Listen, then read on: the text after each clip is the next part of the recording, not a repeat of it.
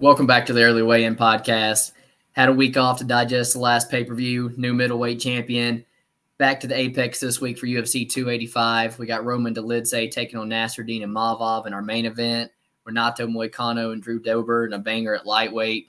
13 total fights, man. I'm really excited to get into.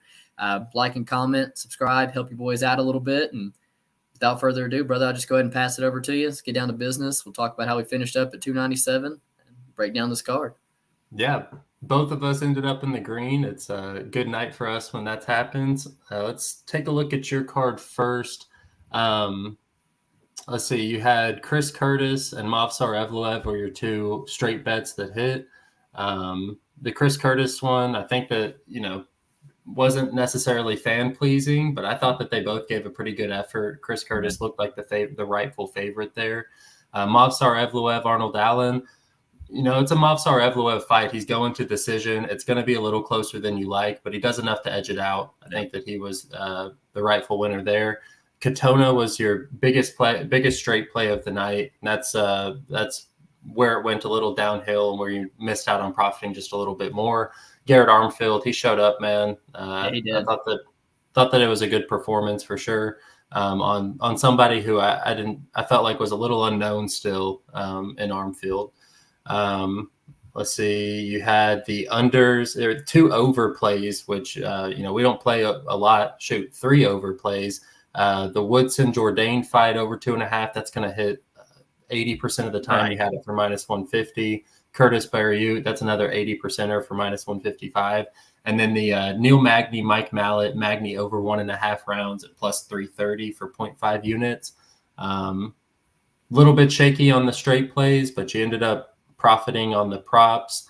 Ended up the night plus 0.2 units. Hard to complain there at all. Looking over at my card, started off the night with a Jimmy Flick by submission. I had a fight ends by sub in there, and then Jimmy Flick straight. I was on the Garrett Armfield side. I took a small stab at it for 1 unit.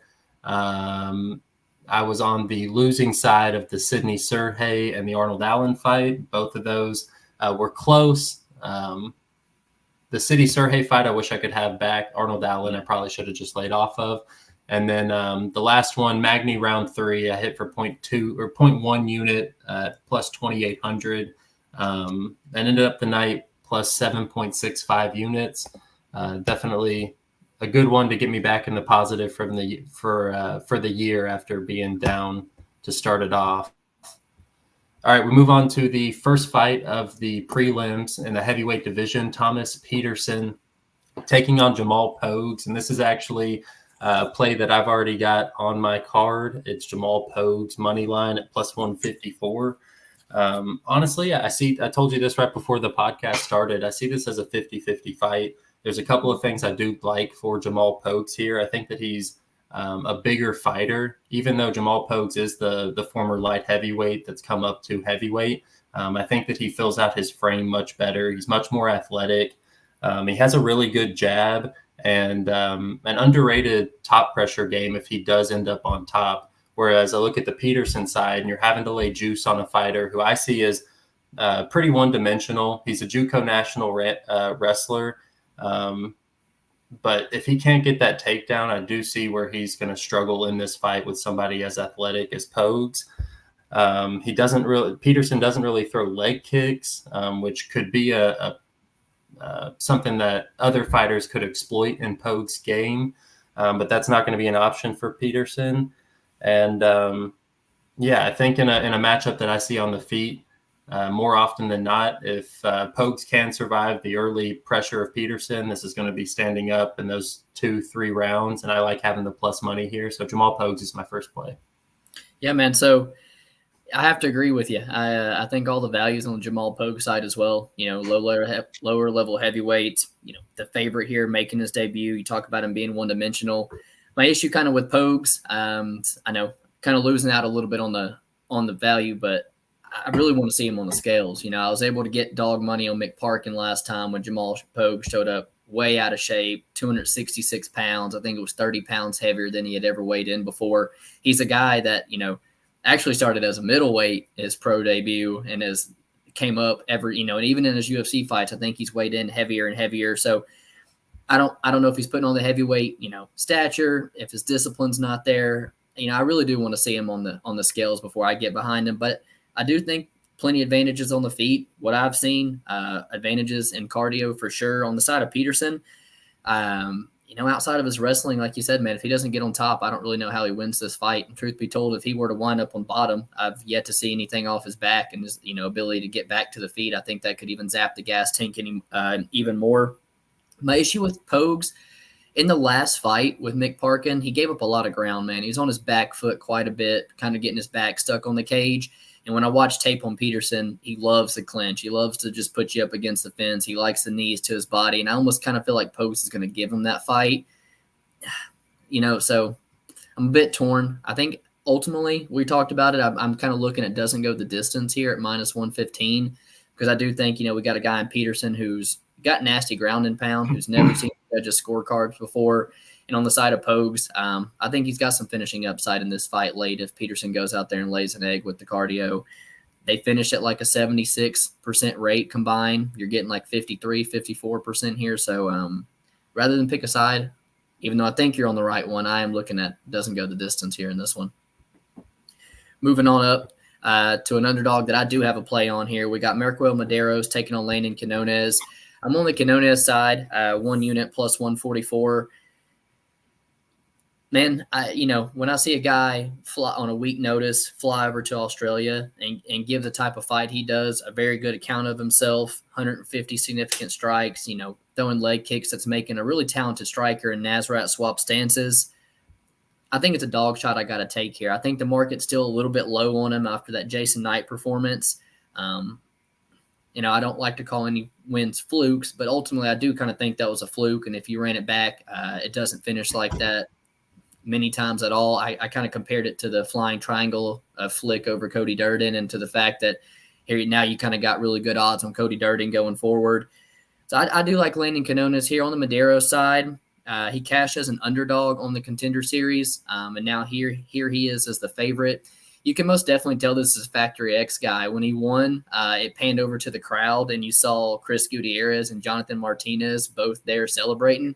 And if the dude doesn't throw calf kicks and stuff just like them two, you can just tell that that's in the game plan where they're at. The guy can switch stances. There's a lot of like for him on the feet, but kind of like you see the first fight, I see this as a 50-50 fight. And if the Landon Quinones, on a full camp is even half of what I saw last time against Naz right here, I think he puts up a very good account of himself, and I got Landon to win a decision here. We see this fight just a little bit different. I'm on the Marquel Mederos side. I think that there's a little bit unknown about him, but outside of that, when I look at both these guys fighting, I think that Mederos is just a little bit more of a athletic, polished striker than Landon Quinones. Quinones, he does eat a lot of shots, and when he has been hit clean, I think in that Nasrat Haqparast fight, Nasrat not really known for his power, although he did just knock out Jamie Malarkey. Before that, decision machine. And he did touch up Landon a couple of times where Landon goes out real quick and then he's able to get his bearings back before he actually hits the ground.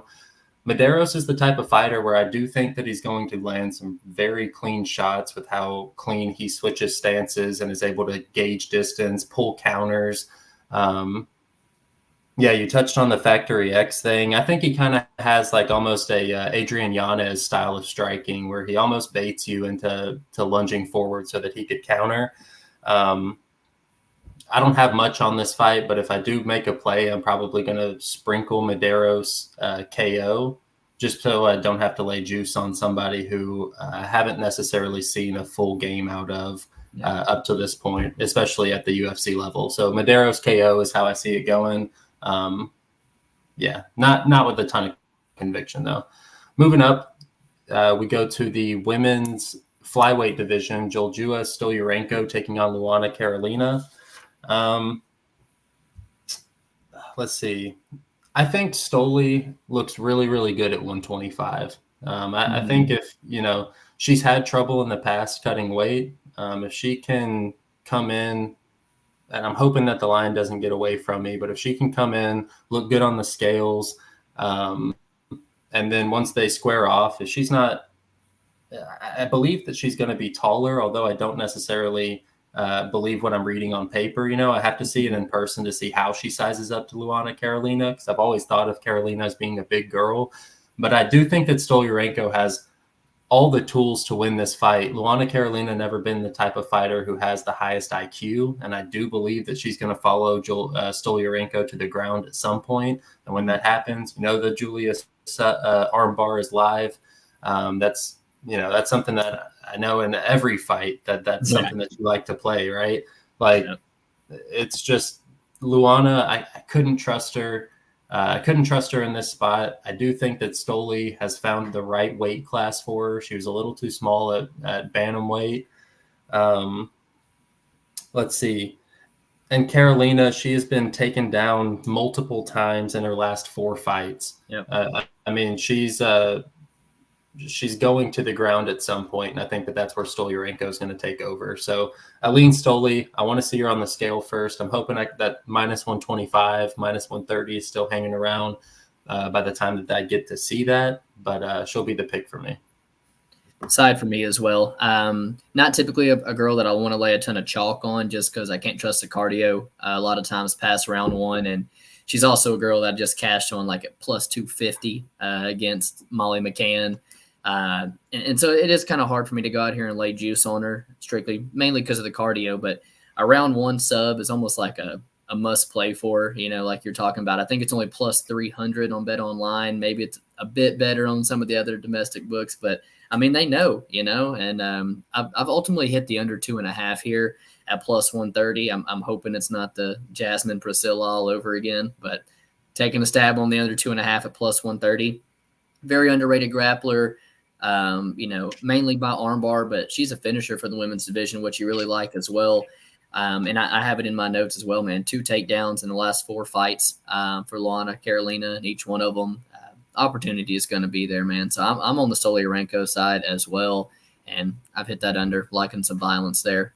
I think the under might be the way to go as opposed to picking a side. We're talking about super low level. Both these girls have 7 UFC fights on their record, and they've been underdogs in every single one of them except for 1 apiece. So, you're not getting the best of the best here. I think picking an over-under is the way to go. Good stuff, man. 4th fight of the night. It's an underdog. You and I are both on. I think it's a clear value side despite the line moving against our favor. Mentally bouncing back from your first loss could be a bit tricky. But, man, I don't know. I really like Blake Bilder here. The guy's gone into enemy territory on both of his fights, gone over to Australia for Shane Yeong, gone to Canada for Kyle Nelson. Those are tough outs, man. UFC veterans that you're coming in here and having to fight in your first couple fights. When I see it playing out on the feet, Bilder, I think, has power to put Lee away, but it's far evident that Lee's the more technical of the two. Punches come a whole lot straighter down the middle, looks to be a lot faster. But I think Blake holds a significant edge, man, in grappling. You watched Lee's last fight, and it's 3 rounds of grappling, and the guy is sucking wind the 7-8 minute mark. He's getting held on the fence, getting taken down by a guy who I don't rate near as highly on the mat as Blake Bilder. Was just easily getting stuck on his back foot. And, while I was watching tape, I can't help but see Blake Bilder submitting this guy in the 2nd or 3rd round when he slows down. But I kind of do have to be cautious on the side of Blake. Even in his regional run, he did take some shots on the feet that, he was getting hurt, man. He has some comeback wins on those 8 wins. And so under 2.5, sitting at minus 115, instead of adding to my Blake Bilder line, I think I'm going to play the under 2.5 here for a unit as well. Yeah, so I think I'm actually going to add to my Blake Bilder bet. As the line continues to go up, I really start liking the Bilder side more. The only caveat to that is I will be hedging first round KO for Jeong Lee. I do think if it's going to happen, it's going to happen in that first round when Lee is the most dangerous.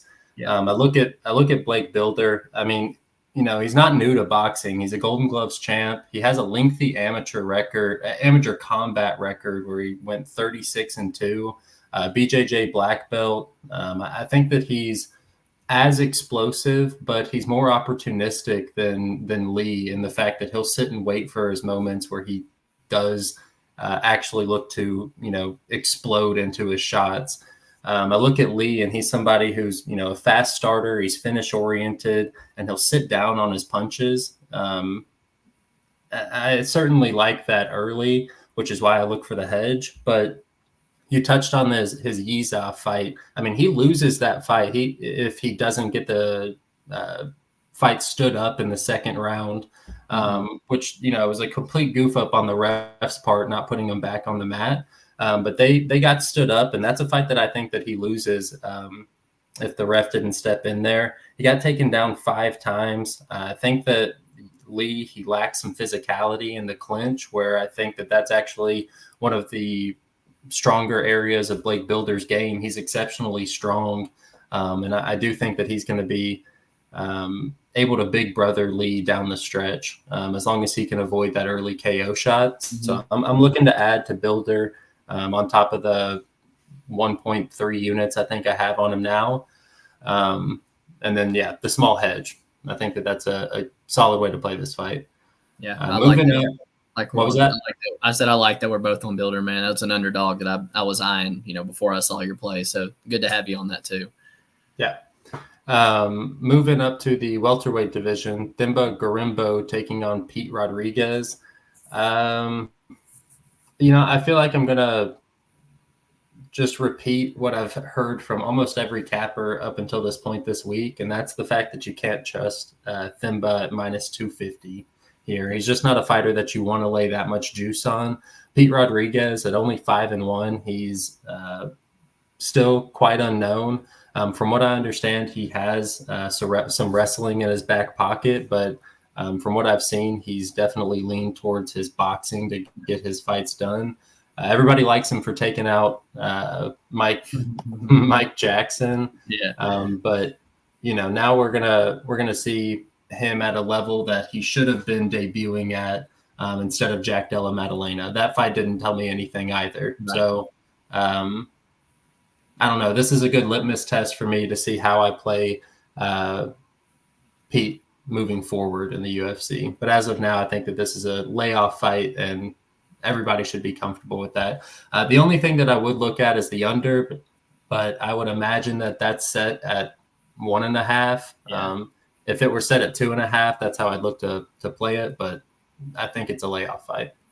Yeah, complete layoff for me as well.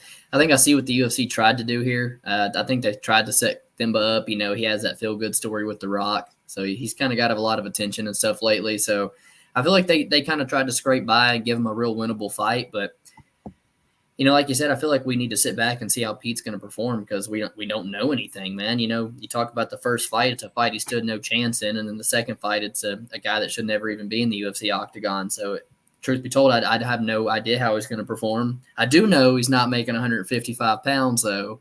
And I also know that Pete likely isn't going to go the distance. And so, some type of under could be a decent parlay leg here. The guy's got sharp hands, really good boxing. So if he gets on the inside, I do think he could finish Themba.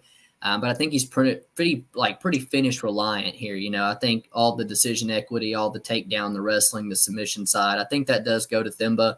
He dropped Takashi Sato on the feet. So, it's only been Jack Della, but, I don't really know what Pete's chin is like. I haven't really seen him been tested outside of that. So, I see more past the victory for Themba, but how you started off, man, he's 100% a fighter that I could never lay minus 250 on. I guess for purpose of the podcast, I'll pick Themba Gorimbo.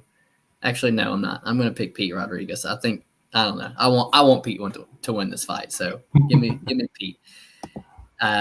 Play I do have at 125 though. We got Charles Johnson taking on Azat Maksum. I've got 2 units on Azat at minus 194. I thought the line was kind of going to get away from me during the break, so I went ahead and played this straight. Not many fighters. Is there just an absolute blueprint out there to beat, man, like there is on Charles Johnson? This guy is Muhammad Mukayev set the record for most takedowns against him. Cody Durden set the second most takedowns against him. Like, the blueprint's absolutely there to beat this guy. I think the takedowns come way easier than they did against Tyson Nam, who historically has phenomenal takedown defense throughout his career. And also think, that Tyson Nam is like a rare flyweight. He has real power in his hands, and he can deter people on the feet. And Azat actually, goes out there and wins a decision on the feet against him. So, if the fight does play out on the feet here, I think that's a 100% winnable fight for Azat Maksum. When you back Charles Johnson, you're going to get a very slow starter, somebody who's down on the scorecards come rounds 2 and 3. I do, think that he a lot of times has an above average gas tank, but it's kind of hard because I don't know if he just lets guys kind of wear themselves down before he gets going, rather than actually having an elite gas tank. Because the fight with Ode Osborne, man, that's another one I wanted to reference because he kind of takes that fight on short notice. And while this isn't like a week notice or anything, it is on a bit, it's not a full camp for him. And in the Ode fight, man, he did show a lapse in cardio in round 3, did not look good, got taken down and lost that fight.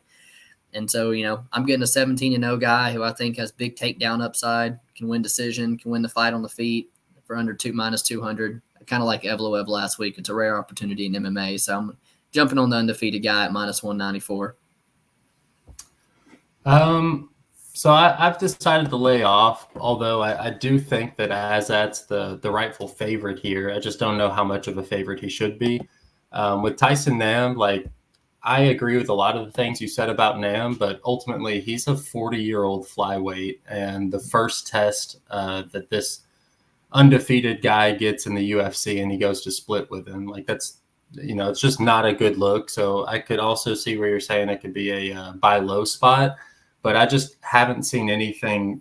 Azat's record shows me that he's unproven. You take a look at Fabricio Nunes, the 8-0 guy he fought to get into the UFC.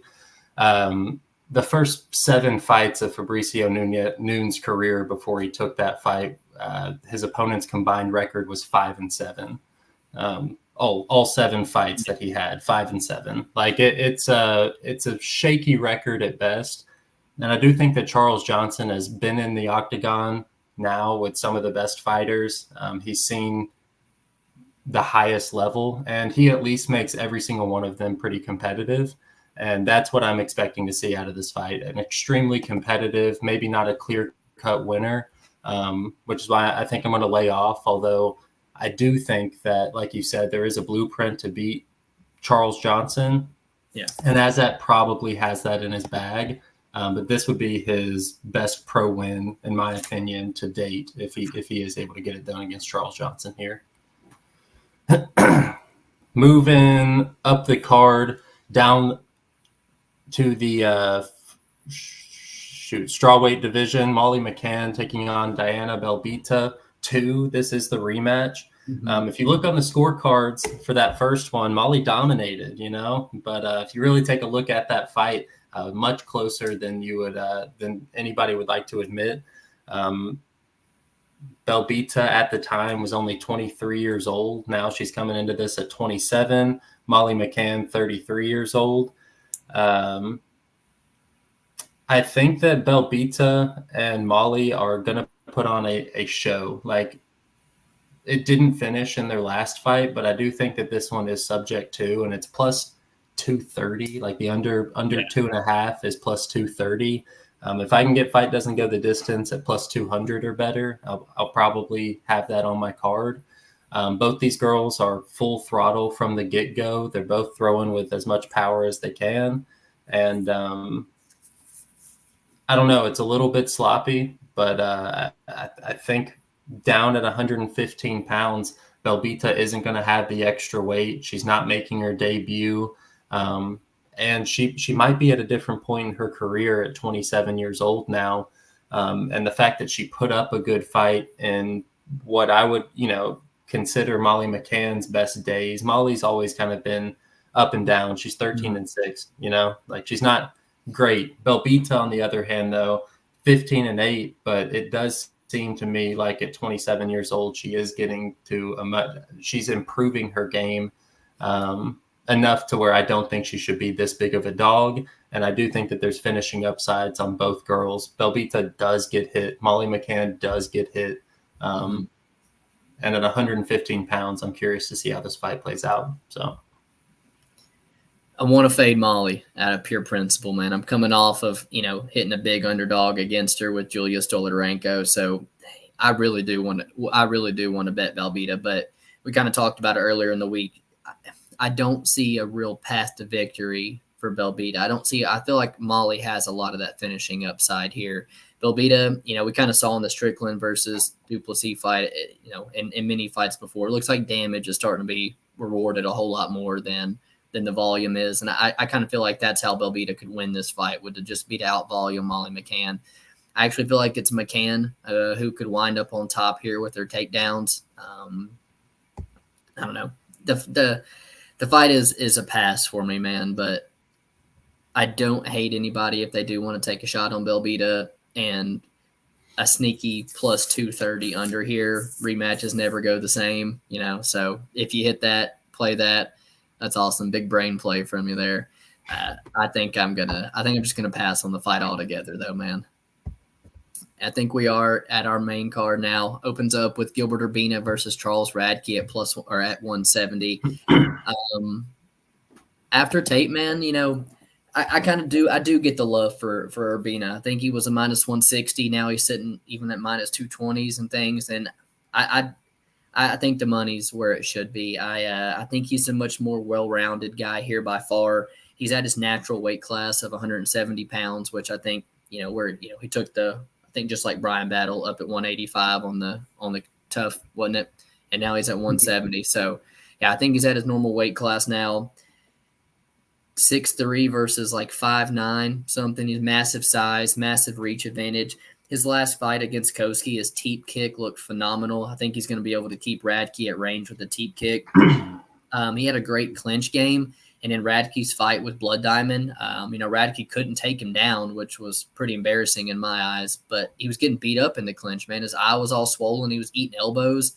And in that Koski fight, I thought Urbina looked stellar in the clinch, man. I think Urbina is the rightful favorite here. I think he has takedown upside. I like his sub number, plus 400 or better. I think Urbina's going to sub Charles Radtke. Maybe not in the first round, but second or third round, going to wear on him, get him down, and arm triangle. That's what I'm calling.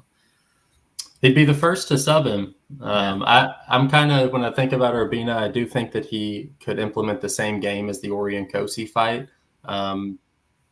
Radtke being as small as he is, I do think the shots up the middle are going to be where Urbina looks to where he's going to find the most success. Mm-hmm. I do think that Urbina is still a little bit unproven. The size advantage makes me want to bet him, but I think that this is another layoff spot. It's perfectly fine to lay off of over minus 200 Gilbert Urbina, even if we do feel like he has a slight edge.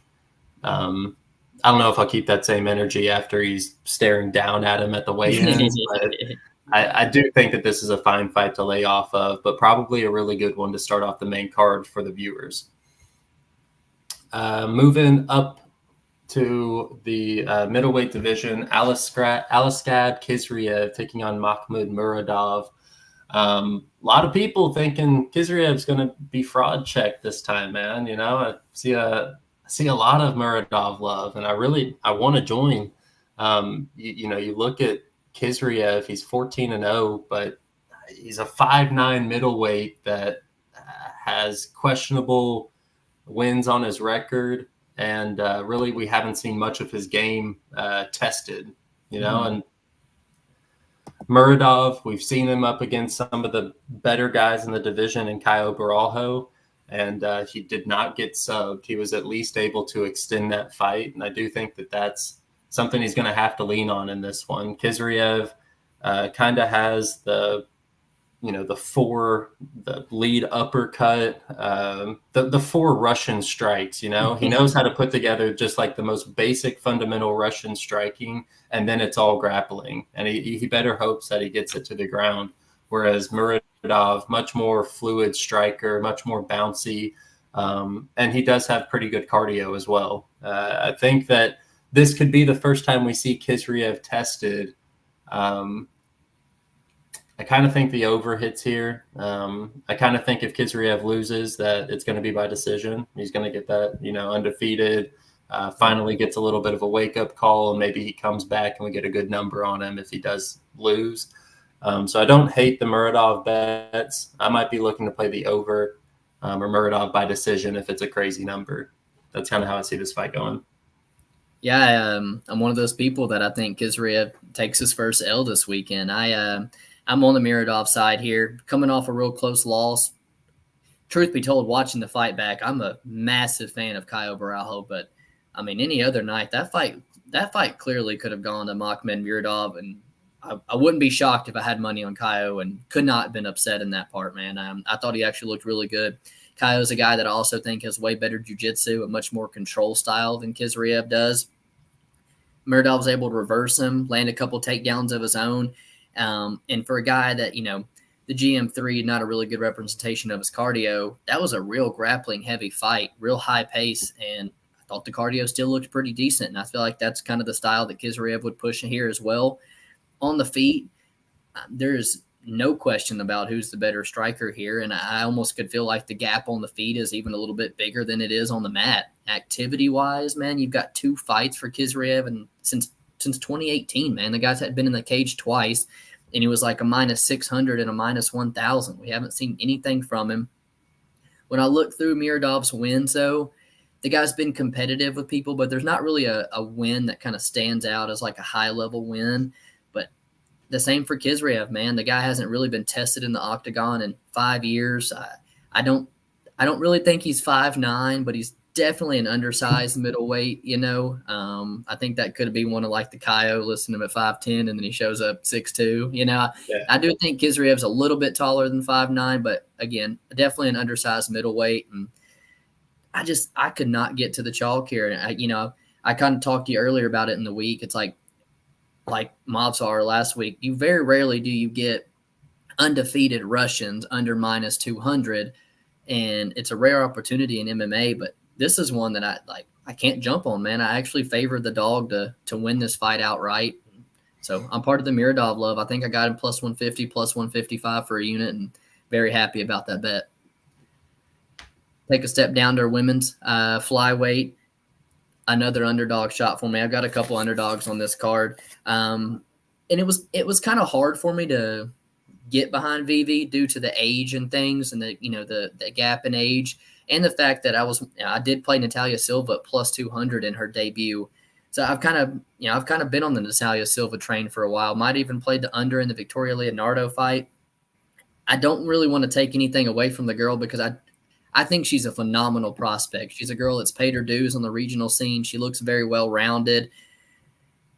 But almost 80% in what I think is by far her hardest test to date is just something that I can't get behind, man. I think there's actually, not only is it an outrageous number, I think there's plenty of minutes she could lose in this fight against a veteran like Vivi, who's extremely strong in the clinch, where, Natalia Silva moves good, but I think if they were to lock up in grappling positions, I think there's going to be a clear strength advantage for Viviane Araujo here. When I watch back the Teresa Bleda fight, Bleda has a ton of grappling success. She unanimously wins round 1 against Natalia Silva. Round 2, before she gasses, she's over 2 minutes of control time. And then when I watch back Viviane's game plan against Jennifer Maia, I had to play +275, man. I really do think if Vivi comes out here with a good game plan, I think she could win a ton of top time minutes on Natalia Silva, who I don't think has a ton of success off her back. So I got a half unit, man, +275.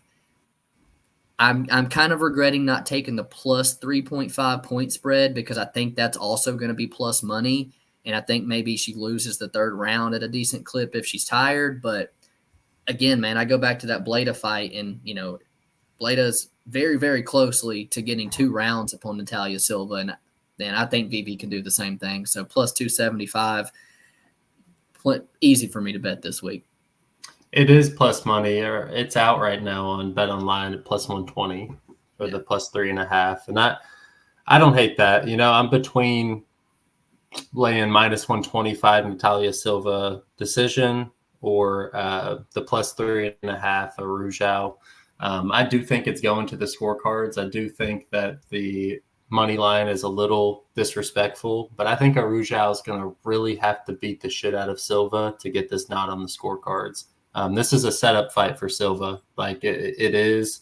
I think it's a really tough setup fight, and it might be one where, you've got it nailed. This might not be her. This might be too much for her at this point in her career.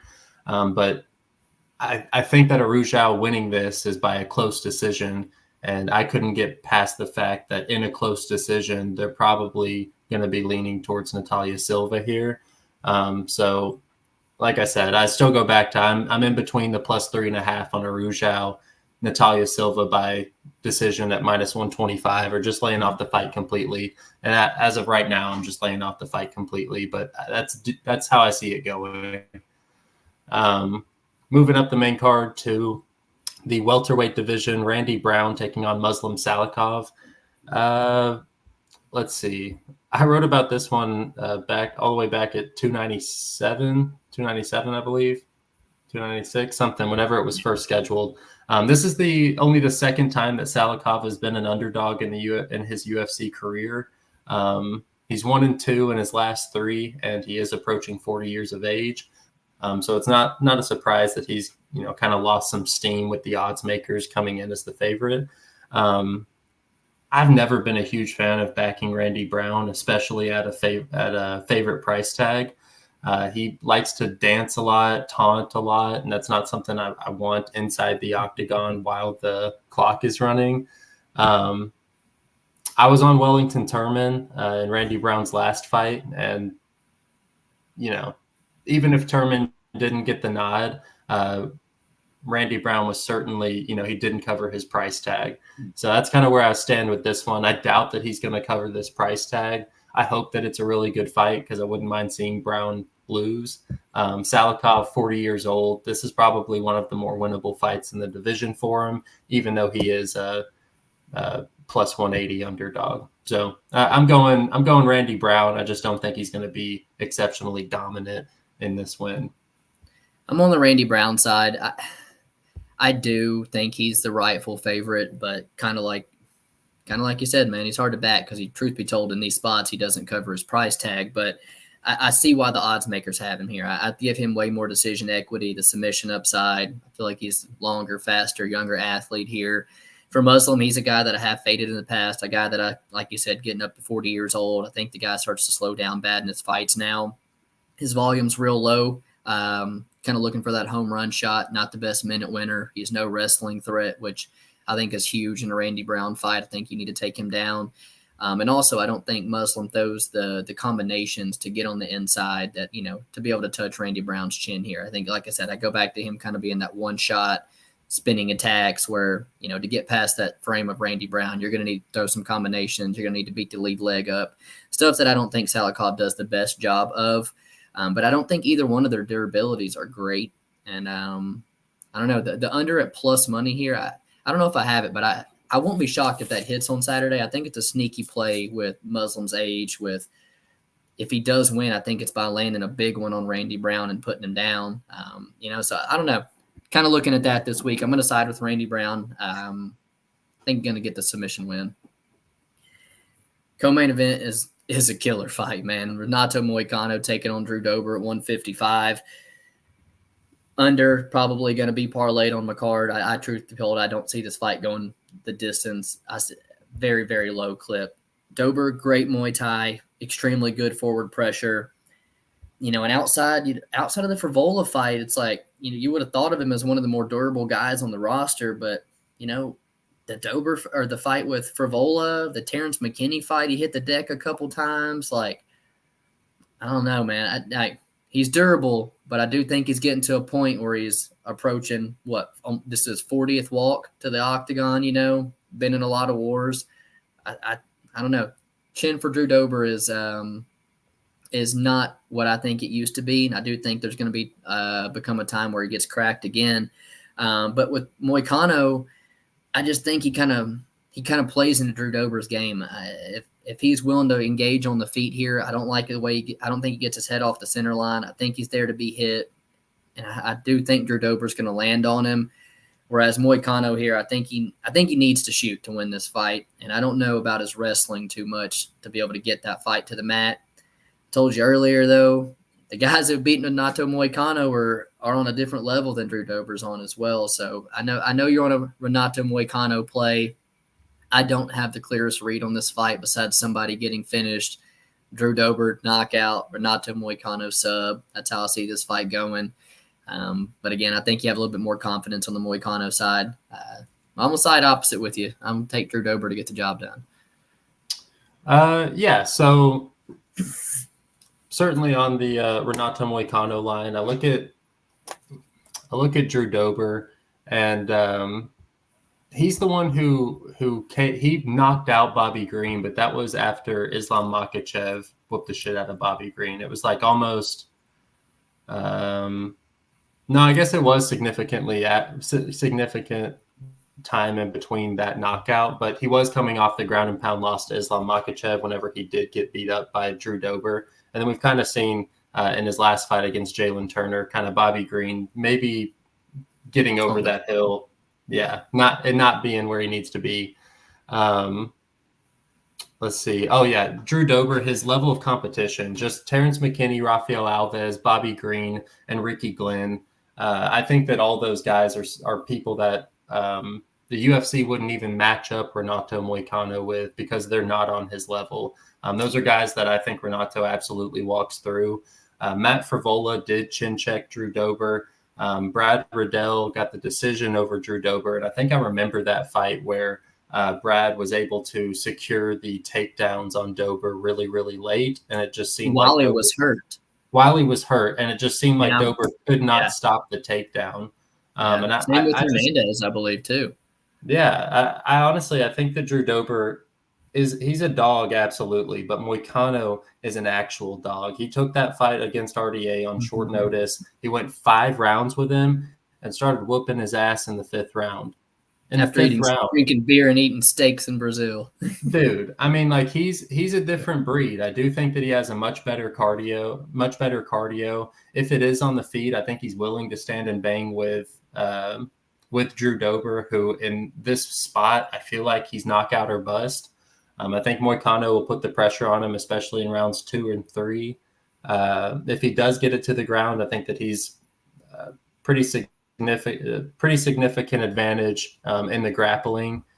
And I think Dober has had a really good run against subpar competition, and his price tag, is a little out of whack. I think if they run this fight 3 years ago before the run of Dober, this is Moicano minus 260-ish. So I'm happy to get him at minus 165, I think, earlier today.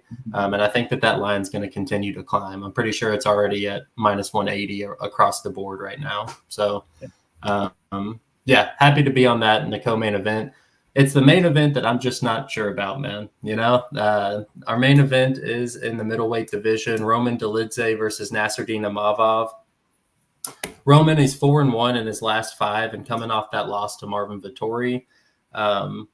That fight against Marvin Vettori was the type of fight that had multiple media members scoring at 30-27 for each guy. Mm-hmm. I mean, like it was an odd one to me because I didn't see Roman Dolidze shoot takedowns like I figured he would be trying to do. That's where he does the best work, in my opinion, is when he is fishing for submissions or looking for sweeps. And he just didn't have any success. It looked like he was content standing and striking with Marvin Vettori and making it a close fight. If he does that in this fight against Nasruddin Imavov, he's going to get outpointed. Nasruddin's a much more fluid striker. He's quick and bouncy. I look at, let's see, their point in their career. Imavov's 27 years old, lost to Sean Strickland, the ex-champion. Dolidze, on the other hand, he's 35 years old. I just, like I said, I think that there are different points in their career. If Dolidze does go to his grappling and does try to shoot for takedowns and get this fight to the mat, Imavov is really, really good with his submissions, defending takedowns. We saw that in the Edmund Shabazian fight, and I think that those are going to be there for him to wrap up against Dolidze. And then Imavov also, he does a really good job of eating up the front leg of people. And I think that that's going to be there to exploit on Dolidze, who doesn't defend leg kicks. We saw that in the Marvin Vettori fight where he was just getting eat up.